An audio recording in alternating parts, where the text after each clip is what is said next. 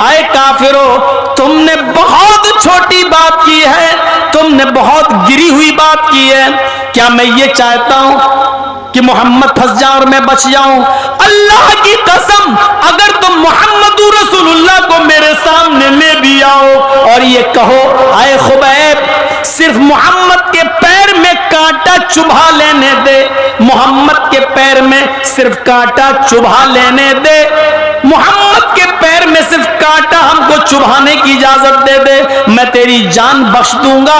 अल्लाह की कसम मैं ये भी बर्दाश्त नहीं करूंगा कि मेरी जान इस के बदले में मोहम्मद रसूलुल्लाह के पैर में कांटा भी चुभाया जाए, मैं ये भी गवारा नहीं करूंगा। मैं चाहूंगा कि मेरी जान चली जाए लेकिन मोहम्मद रसूलुल्लाह के पैर में कांटा भी न चुभने पाए। मैं अपनी जान दे दूंगा लेकिन नबी के पैर में कांटा भी नहीं चुभने दूंगा। मेरे भाइयों, ईमान जब किसी के अंदर घर करता है तो उसके अंदर ये स्पिरिट पैदा होती है, उसके अंदर ये ताकत पैदा होती है। आप हम सब अपने गरीबानों में झांक कर देखें, क्या ईमान हमारे अंदर है? क्या ये स्पिरिट हमारे अंदर पैदा हुई? और जब ईमान हमारे अंदर नहीं होता है तो आप देख लीजिए बदलने में ज्यादा टाइम नहीं लगता। आजकल बहुत नाम लिया जा रहा है जितेंद्र नारायण त्यागी का, है नाम मत लीजिएगा उसका, पहले क्या नाम था छोड़िए, भूल जाइए। दो दो कौड़ियों के लोगों के नाम नहीं लिए जाते हैं। देखिए जब किसी के अंदर से ईमान निकलता है तो इंसान कहां से कहां पहुंच जाता है। चले थे साहब कुरान बदलने, चले थे कुरान की 26 आयतों को निकलवाने, कसम खाया था कि मैं इस कुरान को बदल के रहूंगा, इस कुरान को चेंज करके रहूंगा, इस कुरान को हटा के रहूंगा, 26 आयतें उसकी निकलवा के दम लूंगा। चला था कुरान बदलने, अल्लाह ने ऐसा बदला कि मेरी किताब को बदलने का सपना देखने वाले, देख मैंने तुझी को बदल डाला। तेरी औकात क्या है कुरान को बदलेगा? तू 26 आयतों की बात करता है। तू अगर मरने के बाद 26 मर्तबा जिंदा होकर 26 मर्तबा भी मरकर 26 मर्तबा भी जिंदा हो जाए और 26 मर्तबा जिंदा होने के बाद भी अगर ये चाहे कि हम 26 आयतें बदल दें तो 26 आयतें तो बहुत दूर की बात, कुरान के 26 लफ्ज भी नहीं बदल सकता। और 26 लफ्ज तो बहुत दूर की बात, कुरान का एक नुक्ता भी इधर से उधर नहीं कर सकता।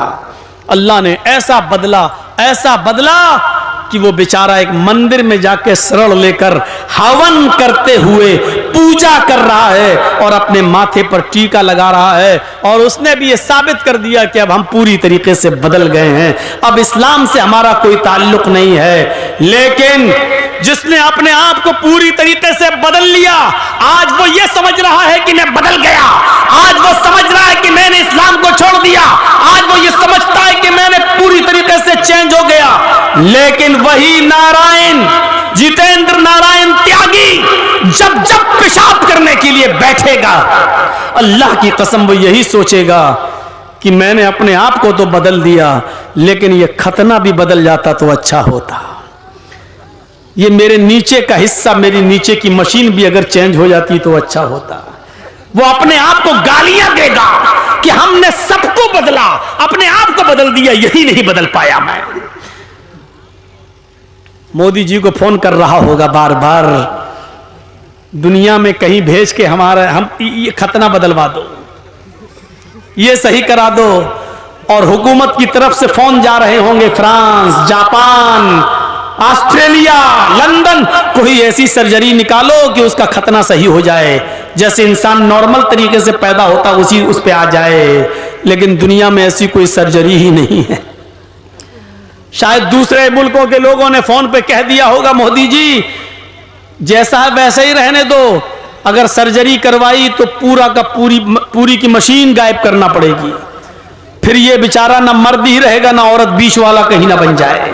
इसलिए उसको ऐसे ही रहने दो। अब आप देख लीजिए कि उसको अल्लाह ने कहां पहुंचा दिया। वो पूजा करेगा, अपने आप को हिंदू समझेगा, मूर्ति के सामने झुकेगा, अपने आप को हिंदू समझेगा, पंडितों के बीच में जाएगा, अपने आप को त्यागी समझेगा, ब्राह्मण से अपने आप को समझेगा। लेकिन जब वो पेशाब करने के लिए बैठेगा तो सोचेगा ये नहीं नहीं नहीं, अभी मैं पूरी तरीके से हिंदू नहीं हूं। लैट्रिन करने जाएगा तो उसकी नजर पड़ेगी, कम वक्त ये चीज कैसे बदली जाएगी? अपने आप को तो बदल दिया, ये नहीं बदल पा रहा हूं मैं। ये चीज उसको जिंदगी भर कोसती रहेगी, ये चीज उसको जिंदगी भर एहसास दिलाती रहेगी, और वो खुद सोच रहा होगा बेचारा कि ये मेरा क्या हो रहा है, ये क्या हो गया, और जिंदगी भर ये चीज उसका पीछा नहीं छोड़ेगी। इसको कहते हैं मेरे भाइयों ऊपर वाले की मार। बदलने के बावजूद भी वो ये नहीं कह सकता है कि मैं पूरी तरीके से बदल गया। पूरी तरीके से इस्लाम को छोड़ने के बावजूद वो ये नहीं कह सकता कि मैं ऊपर से नीचे तक पूरी तरीके से मैं हिंदू हूं। वो ये नहीं कह सकता है, क्योंकि हिंदू भाई हमेशा यही गाली देते हैं हमें, कटुए कटुए कटमुल्ले कटुए, हमको जिंदगी भर यही गाली देते हैं। अब इसको क्या कहेंगे? ब्राह्मण तो है, हिंदू तो है, लेकिन इसको हम कहेंगे कटुआ हिंदू। तसव्वुर करो कि ये चीज पंडितों को भी सोने नहीं दे रही है, ये चीज उसको हिंदू बनाने वालों को भी सोने नहीं दे रही है। और वो यही बहुत से लोगों ने कह भी दिया, हट ये हिंदू कैसे हो सकता है, इसका तो खतना हो गया है, ये खतना सही कराए तब हम इसको हिंदू। बहुत से हिंदू संगठनों ने ये कह दिया है, तंजीमों ने ये कह दिया है कि हम इसको हिंदू मानते ही नहीं है। मेरे भाइयों एक ही मंदिर के पुजारी ने न कहा है, लेकिन बहुत से लोगों ने उसको हिंदू मानने से भी इनकार कर दिया है। आने वाला वक्त देखिएगा, जो अपने बाप का ना हो, जो अपनी मां का ना हो, वो किसी और का भी नहीं हो सकता है। आने वाला वक्त देखिएगा, जो हाल सलमान रश्दी का हुआ, जो हाल तस्लीमा नसरीन का हुआ, जो हाल तारिक फतह का हुआ, वही हाल इसका होगा। आज सलमान रश्दी को भी जब उसने कुरान के खिलाफ आवाज उठाई तो दूसरे लोगों ने उसको हाथों हाथ लिया, ईसाइयों ने हाथों हाथ लिया, अमेरिका ने हाथों हाथ लिया, लंदन वालों ने उसको हाथों हाथ लिया। लेकिन जब वो अपने मजहब का ना हुआ तो दूसरों का कैसे हो जाएगा? जब उसने ईसाइयत पर कीचड़ उछाला, जब उसने यहूदियत पर भी किताब लिखी तो उन लोगों ने भी उसको वहां से निकाल दिया। तस्लीमा नसरीन का यही हाल हुआ, जब उसने इस्लाम के खिलाफ किताब लिखी लज्जा, तो उसको दूसरे मुल्कों ने बहुत सराहा, लेकिन जब उसने दूसरे मुल्कों में जाकर जब उनके मजहब के खिलाफ आवाज उठाई तो उसको भी उस मुल्क से निकाला गया और उसको भी गालियां दी गई। एक दिन यही होगा इसका भी। इसकी इज्जत उस वक्त तक है जब तक मोदी जी हैं। मोदी गए, ये भी गया, और कभी ना कभी तो जाएंगे मोदी जी। हमेशा कोई रहा है, कभी तो जाएंगे। हैं?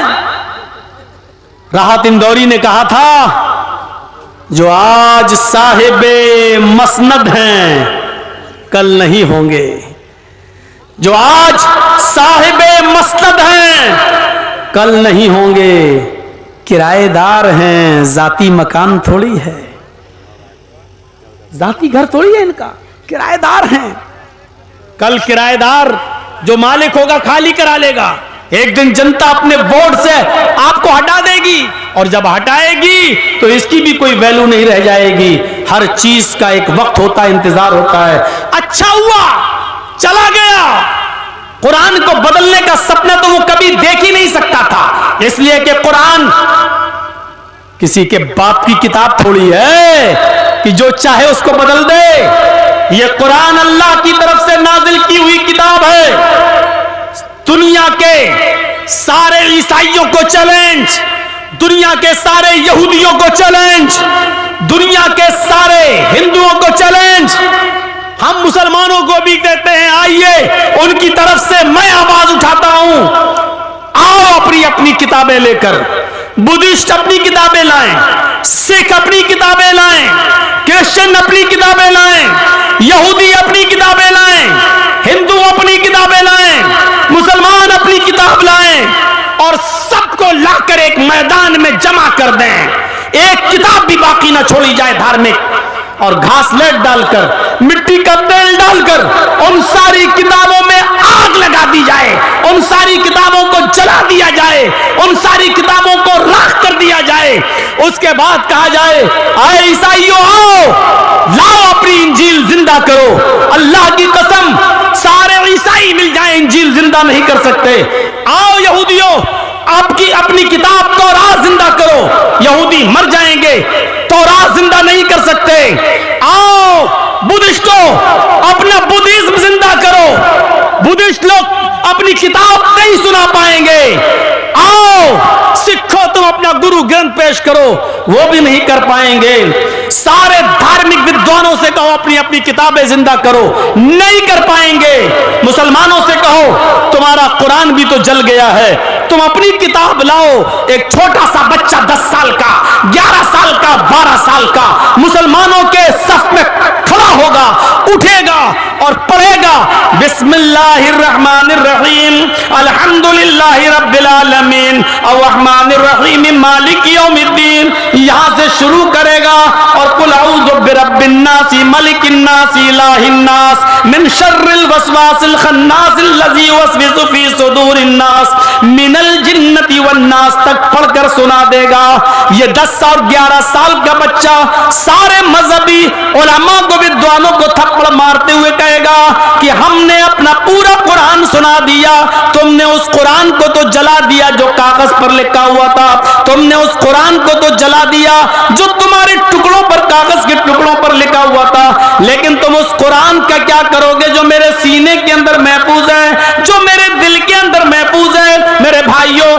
कुरान एक ऐसी किताब है जो जलाने के बाद भी न जल सके। पूरे कुरान को समंदर में डाल दो तो समंदर उसको डुबो न सके। मेरे भाइयों, यहां से आप अंदाजा लगाइए, दुनिया की सारी किताबें जल जाएं तो दोबारा कोई